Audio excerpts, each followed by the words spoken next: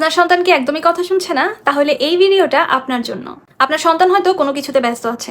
হয়তো সে তার টয়টা দিয়ে খেলছে। তখন আপনি এসে তাকে বকাবকি শুরু করলেন। তোমাকে না পড়তে বসতে বলেছি, এখনো তুমি পড়তে বসোনি, এবং সে রীতিমতো আপনার কথা শুনছে না, ইগনোর করছে। এই সময়টায় আপনি তাকে আপনার নিজের কথা শোনানোর চেষ্টা করছেন, এবং সে যেহেতু খেলায় ব্যস্ত, তার নিজের আলাদা একটা জগৎ হয়ে আছে।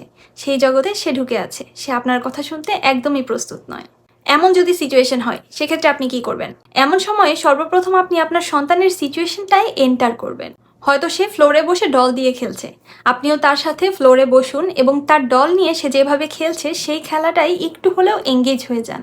সেই মুহূর্তে আপনি কিন্তু তার জগতে এন্টার করে ফেলেছেন, এবং তখন আপনি যদি তাকে কিছু বলেন, সেটা সে খুব ভালোভাবে গ্রহণ করতে পারবে।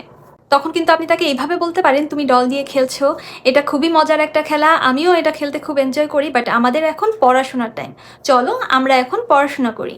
এতে সে কিন্তু আপনাকে তার নিজের খেলার যে জগৎটা তৈরি করেছিল সেখানে পেয়ে গেল, এবং তারপরেই আপনি যেটা বলেছেন সেটা সে একসেপ্ট করতে পেরেছে।